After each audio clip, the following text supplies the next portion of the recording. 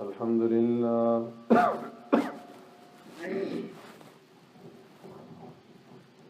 الحمد لله نحمده ونستعينه ونستغفره ونؤمن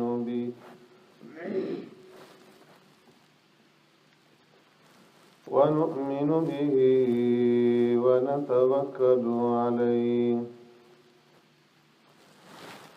ونعوذ بالله من شرور أنفسنا ومن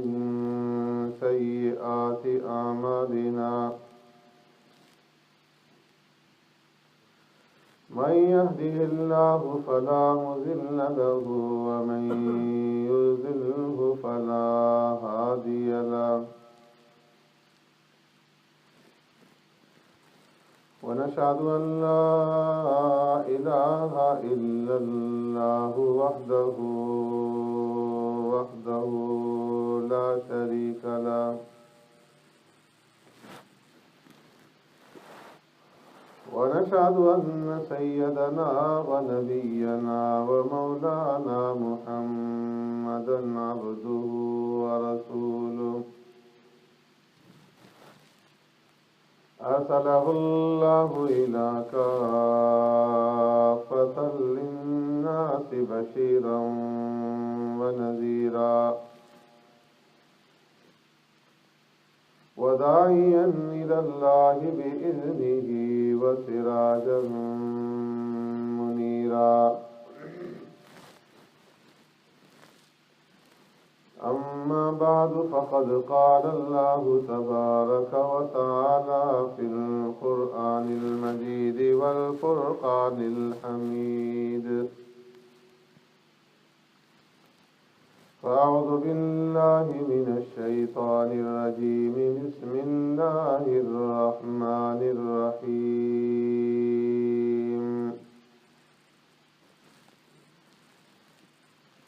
وأقيموا الصلاة وآتوا الزكاة واركعوا مع الراكعين أتأمرون الناس بالبر وتنسون أنفسكم وأنتم تتلون الكتاب أفلا تعقلون واستعينوا بالصبر والصلاة وإنها لكبيرة إلا على الخاشعين الذين يظنون أنهم ملاقو ربهم وأنهم إليه راجعون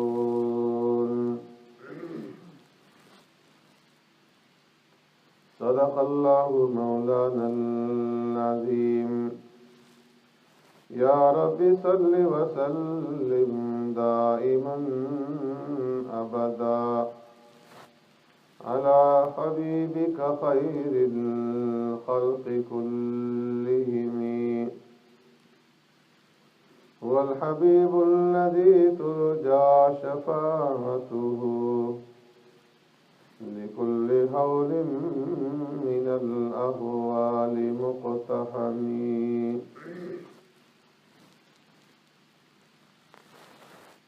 وأقيموا الصلاة وآتوا الزكاة اور قائم کیجئے نماز اور ادا کیجئے زکوٰۃ وارکعوا مع الراکعین اور رکوع کیجئے رکوع کرنے والوں کے ساتھ اتأمرون الناس بالبر کیا حکم دیتے ہو تم لوگوں کو نیکی کا وتنسون انفسکم اور بھول گئے تم اپنے آپ کو وَأَنْتُمْ تَتْلُونَ الْكِتَابَ اور تم تو تلاوت کرتے ہو کتاب کی أَفَلَا تَعْقِلُونَ پھر کیوں نہیں سمجھتے وَاسْتَعِينُوا بِالصَّبْرِ وَالصَّلَاةِ اور مدد چاہو صبر کے ساتھ اور نماز کے ساتھ. وَإِنَّهَا لَكَبِيرَةٌ إِلَّا عَلَى الْخَاشِعِينَ. اور بے شک وہ نماز البتہ بھاری ہے مگر خشوع رکھنے والوں پر کچھ بھاری نہیں. الَّذِينَ يَظُنُّونَ أَنَّهُمْ مُلَاقُو رَبِّهِمْ. وہ خاشعین وہ لوگ ہیں جو یقین رکھتے ہیں کہ وہ ملنے والے ہیں اپنے پروردگار سے. وَأَنَّهُمْ إِلَيْهِ راجعون. اور یہ کہ وہ انہی کی طرف لوٹ کر جانے والے ہیں. آمنت باللہ وبآیاتی.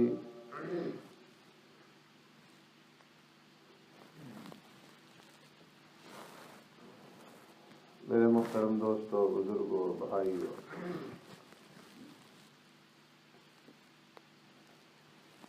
رمضان المبارک سے قبل قرآن کریم کی ترتیب کے ساتھ جمعہ کے خطبہ میں جو درس کا سلسلہ شروع کیا گیا تھا، رمضان المبارک کے آنے کی وجہ سے رمضان کی اہمیت اور اس کے فضائل اور اس کی برکات کے سبب یہ سلسلہ درمیان میں منقطع ہوا. اب دوبارہ وہیں سے سلسلہ جوڑا جا رہا ہے جہاں پہ چھوٹا تھا. اس رکوع کے شروع میں اللہ تبارک و تعالی نے بنی اسرائیل کو خطاب فرما کر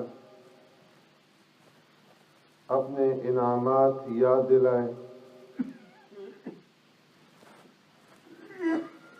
بنی اسرائیل کا مکمل تعارف آپ حضرات کے سامنے کر دیا گیا تھا. حضرت یعقوب علیہ السلام کا دوسرا نام اسرائیل، اور جو ان کی اولاد ہے وہ بنی اسرائیل کہلاتی ہے. ابراہیم علیہ السلام کا بابل سے ہجرت کرنا اور کنعان پہنچنا، پھر وہاں سے اسماعیل علیہ السلام کو مکہ میں آباد کرنا، اسحاق علیہ السلام کی پیدائش، اور پھر اسحاق علیہ السلام کے دو صاحبزادے عیس اور یعقوب علیہ السلام، اور پھر یعقوب علیہ السلام کے 12 صاحبزادے، اور پھر یوسف علیہ السلام کا مصر پہنچنا، اور ان کے واسطے سے حضرت یعقوب علیہ السلام اور ان کے صاحبزادوں کا مصر میں جا کر آباد ہونا، اور پھر کئی پشتے وہاں پر آباد رہنے کے بعد موسیٰ علیہ السلام کے زمانے میں موسیٰ علیہ السلام کے ہاتھوں بنی اسرائیل کو فرعون سے نجات ملنا، اور فرعون اور آل فرعون کا دریا میں غرق ہونا، اور بنی اسرائیل کا نجات پا کر کے پھر وادی طیہ میں 40 سال تک مقید رہنا، اور پھر یوشع ابن نون علیہ السلام کے زمانے میں وہاں سے دوبارہ شام پر فتح کرنا اور غلبہ حاصل کر کے فلسطین اور شام میں داخلہ، اور پھر بخت نصر کے زمانے میں کچھ اہل کتاب کا، یہود کا، علماء کا نبی آخر زمان کی تلاش میں نکلنا فلسطین سے، اور مدینہ منورہ، خیبر اور اس کے اطراف میں آ کر کے آباد ہونا، اور وہاں سے جو پہلے لوگ مقیم تھے قبیلہ جرہم اور عمالقہ کے، ان کو پھر وہاں سے نکالنا، اور پھر اوس اور خزرج کا آ کر کے یہاں پر آباد ہونا، ان تمام چیزوں کا ذکر آپ حضرات کے سامنے ہو چکا ہے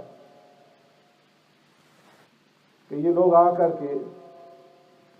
مدینہ منورہ میں یثرب جو اس وقت کہلاتا تھا اور اس کے اطراف میں آباد ہوئے، اور اس وقت جب مخالفین کے ساتھ ان کی لڑائیاں ہوتی تو نبی آخر زمان کے ذریعے سے انہیں ڈرایا کرتے تھے کہ وہ آئیں گے اور ان کے ساتھ مل کر کے ہم تمہیں پھر تمہارے ساتھ جنگ کریں گے اور تم پر غلبہ حاصل کریں گے۔ تو اللہ تبارک و تعالیٰ نے یہ ساری نعمتیں یاد دلائیں، یا بنی اسرائیل اذکروا نعمتی التی انعمت علیکم کے ذریعے سے، اور پھر اللہ نے ان نعمتوں کو یاد دلانے کے بعد ایفائے عہد یاد دلایا کہ تم اپنے وعدے کو پورا کرو۔ وعدہ کیا گیا تھا اس کا ذکر بھی آپ حضرات کے سامنے ہو چکا، اور پھر اس کے بعد قرآن پر ایمان لانے اور نبی آخر زمان صلی اللہ علیہ وسلم کے اوپر ایمان لانے کی ترغیب دی گئی،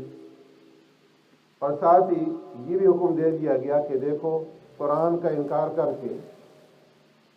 اور میرے آخری نبی کا انکار کر کے ولا تکونوا اول کافر بھی،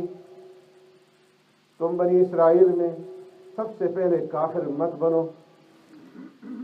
کہ تم یہ انکار کرو گے تو آئندہ جو آنے والی نسلیں ہوں گی وہ تمہاری نقالی میں تمہاری اقتدا کرتے ہوئے وہ بھی انکار کریں گے، تو اس طرح یہ انکار کا سارا وبال اور سارا گناہ تمہارے گردنوں پہ پڑے گا، تمہارے سر پڑے گا۔ تو اس لیے ولا تکونوا اول کافر بھی، نہ قرآن کا انکار کرو اور نہ نبی آخر زمان کا انکار کرو، اور ان کے اوپر ایمان لاؤ، اور پھر حق کو چھپانے سے اور حق کو گڑبڑ کرنے سے، حق اور باطل کو ملانے سے روکا گیا، اور فرمایا کہ ولا تلبسوا الحق بالباطل، حق کو باطل کے ساتھ مت ملاؤ اور حق کو مت چھپاؤ۔ وہ علامتیں، وہ نشانیاں جو تمہاری کتابوں کے اندر نبی آخر زمان کی بیان کی گئی اور تم خود جو بیان کیا کرتے تھے، اب انہیں کیوں چھپاتے ہو؟ انہیں بیان کرو اور قرآن پر اور آپ صلی اللہ علیہ وسلم کے اوپر ایمان لاؤ۔ اب اس کے بعد اللہ تبارک و تعالیٰ ان آیات میں ان کی دو اہم بیماریوں کا ذکر فرما رہے ہیں کہ جن کی وجہ سے وہ حق سے دور رہے اور انہوں نے حق کو قبول نہیں کیا، اسلام کو قبول نہیں کیا اور باطل کے اوپر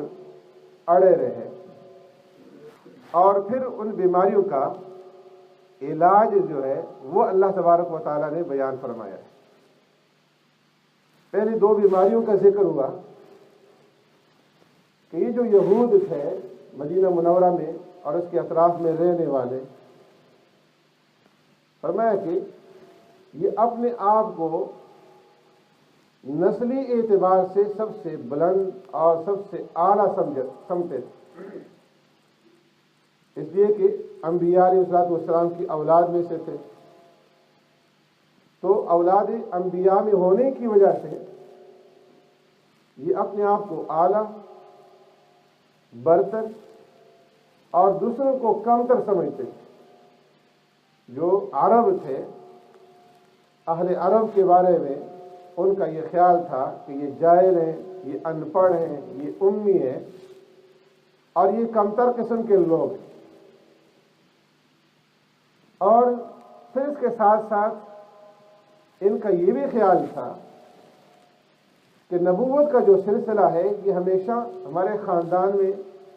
رہا ہے اور آئندہ بھی یہ سلسلہ ہمارے ہی خاندان کے اندر رہے گا، تو نسلی طور پر ہماری بڑھوتری اور ہمارا ہی غلبہ رہے گا۔ لیکن جب آقا نامدار سرور کائنات رحمت دو عالم صلی اللہ علیہ وسلم بنو اسماعیل میں آئے تو اب یہ حسد کے اندر آ گئے کہ ہماری جو برتری تھی وہ تو ختم ہو گئی اور نبوت ہمارے خاندان سے نکل گئی، تو اس لیے یہ حسد کے اندر مبتلا ہو گئے۔ اور دوسری وجہ یہ تھی ان کے ایمان قبول نہ کرنے کی کہ یہ حب مال اور حب منصبی کے اندر مبتلا تھے، اس وجہ سے اسلام قبول نہیں کر رہے تھے کہ اگر ہم اسلام قبول کریں گے تو سرکار دو عالم صلی اللہ علیہ وسلم کی ہمیں تابعداری اختیار کرنی پڑے گی، تو وہ جو مال اور مرتبہ اس وقت ہمیں حاصل ہے وہ بعد میں ہمیں حاصل نہیں ہوگا، ہمیں اقتداء کے بجائے تابعداری کرنی پڑے گی۔ تو اس لیے ان دو وجوہات کی وجہ سے حب مال اور حب جاہ، ان دو بیماریوں کی وجہ سے یہ لوگ اسلام سے دور رہے اور حق کو قبول نہیں کیا۔ تو اللہ تبارک و تعالیٰ نے ان دونوں بیماریوں کا علاج بتایا، وَأَقِيمُوا الصَّلَاةَ وَآتُوا الزَّكَاةَ، کہ جو حب جاہ ہے اور حب مال ہے اس کا علاج کس سے ہوگا؟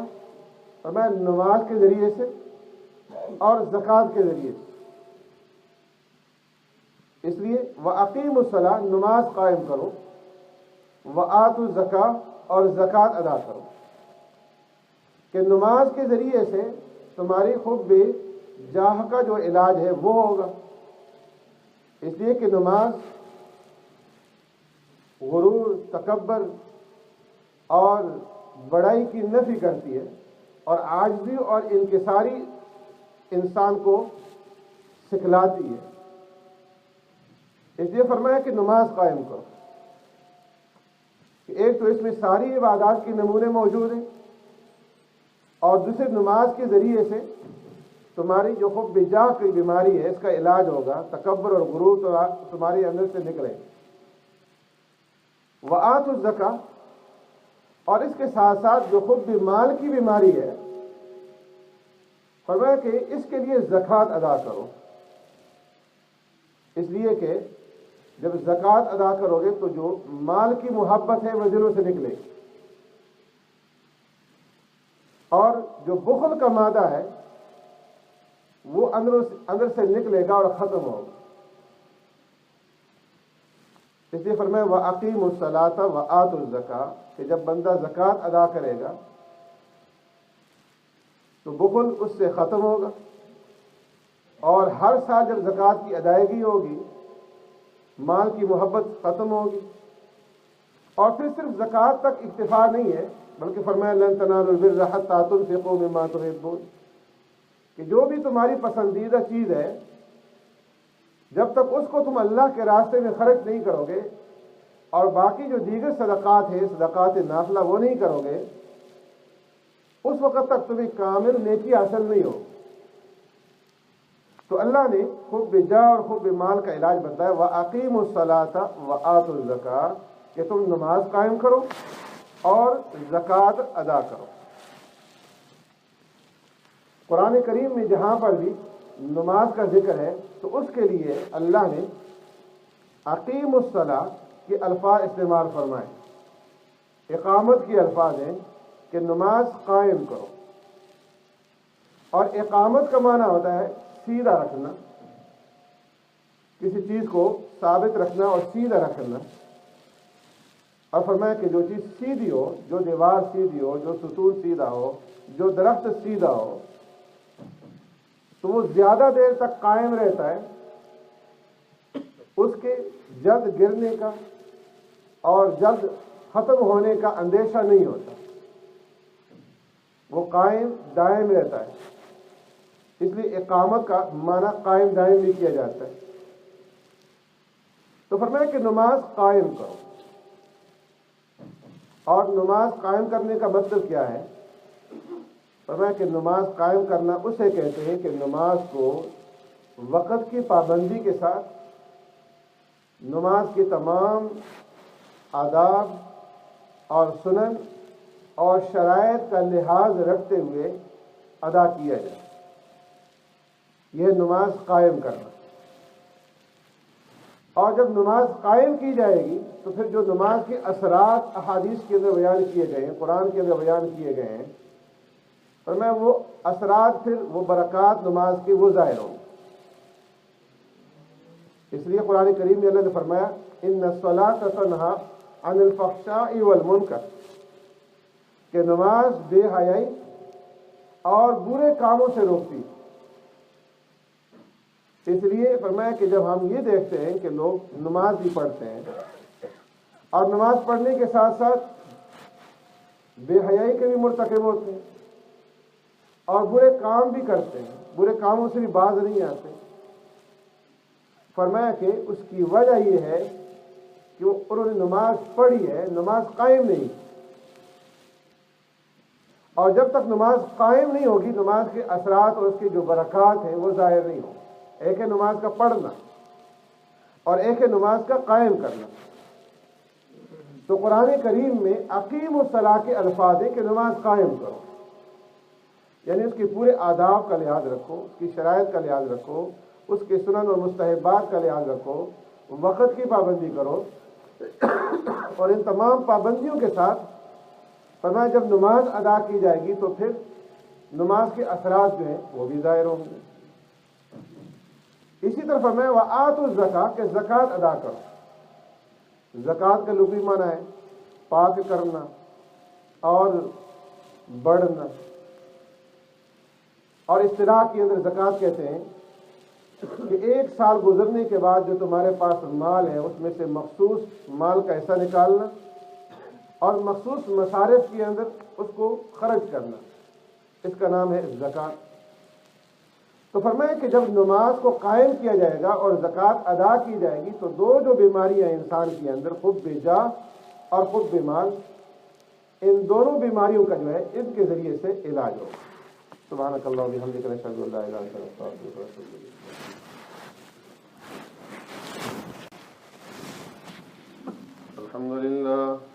الحمد لله الذي لا يكشف الشدائد إلا هو ولا يقطع المكائد إلا هو، وما مراد العاشقين في الدارين إلا هو، وما موجود الواصلين في الكونين إلا هو، العباد كلهم ضعفاء لا قوي إلا هو،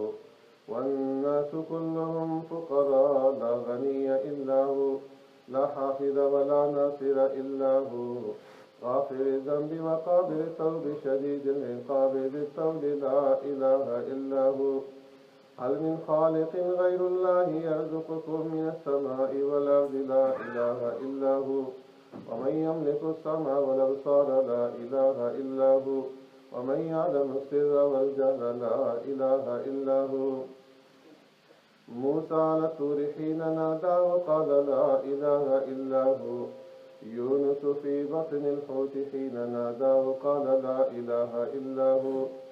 إبراهيم في النار الحريق حين نادى وقال لا إله إلا هو، يوسف في قعر البير حين ناداه قال لا إله إلا هو، ونشهد أن لا إله إلا الله وحده لا شريك له هو الحي لا إله إلا هو، ونشهد أن سيدنا ونبينا ومولانا محمدا عبده ورسوله، اعلموا أن الدنيا دائرة ولذتها فانية وطاعتها باقية وحاصلها فوت وآخرها موت، إخواني بدن ضعيف وزاد قليل وبحر عميق والنار خريق والصراط دقيق والميزان عديل والقيامة قريب والحاكم رب جليل، ويقول آدم سفي الله نفسي نفسي، ويقول نوح نبي الله نفسي نفسي، ويقول إبراهيم خليل الله نفسي نفسي، ويقول إسماعيل ذبيح الله نفسي نفسي، ويقول داود خليفة الله نفسي نفسي، ويقول يوسف صديق الله نفسي نفسي، ويقول موسى كليم الله نفسي نفسي، ويقول عيسى روح الله نفسي نفسي، ويقول رسولنا ونبينا وشفيعنا محمد صلى الله عليه وسلم أمتي أمتي. ويقول جبار جل جلاله وعم نواله عبادي لا خوف عليهم ولا هم يحزنون.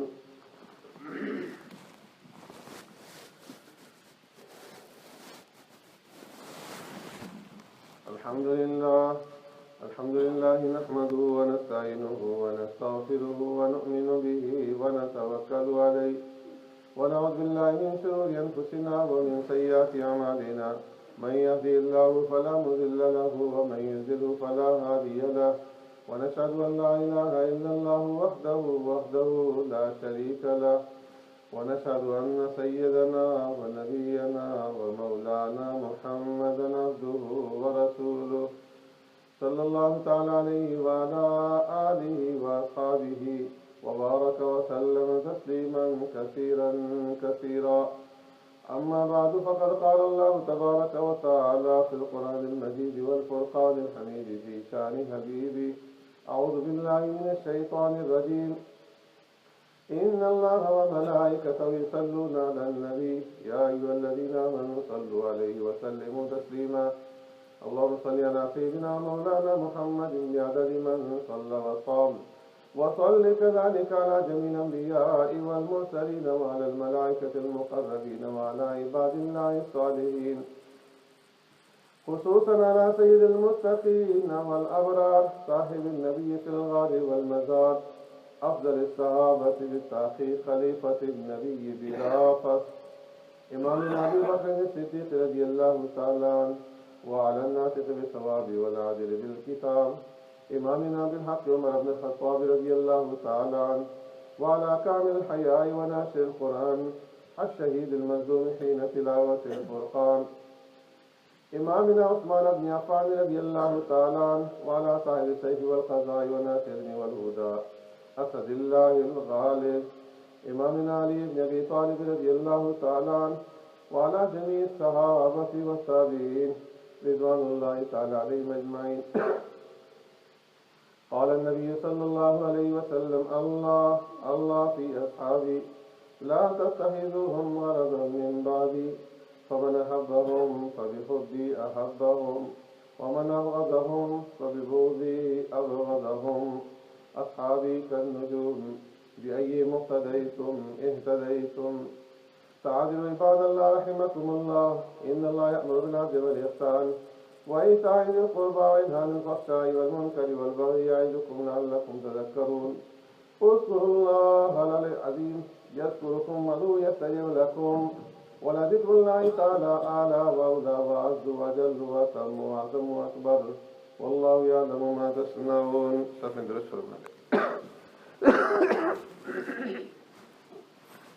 الله أكبر الله أكبر الله أكبر الله أكبر. أشهد أن لا إله إلا الله أشهد أن لا إله إلا الله أشهد أن محمدا رسول الله. حي على الصلاة حي على الصلاة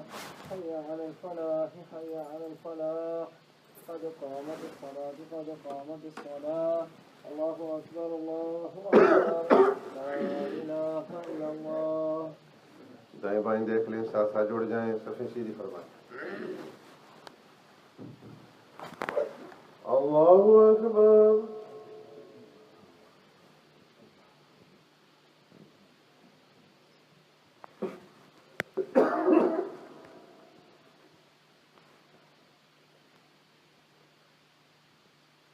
अल्हम्दुलिल्लाहि रब्बिल आलमीन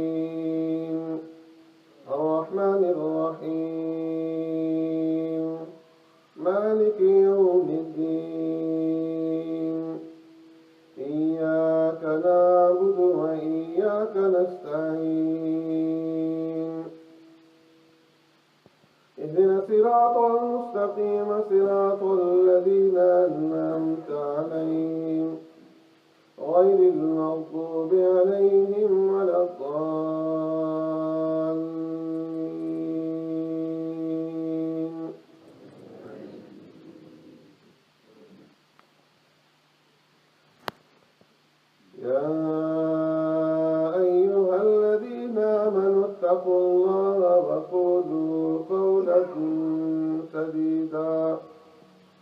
يصلح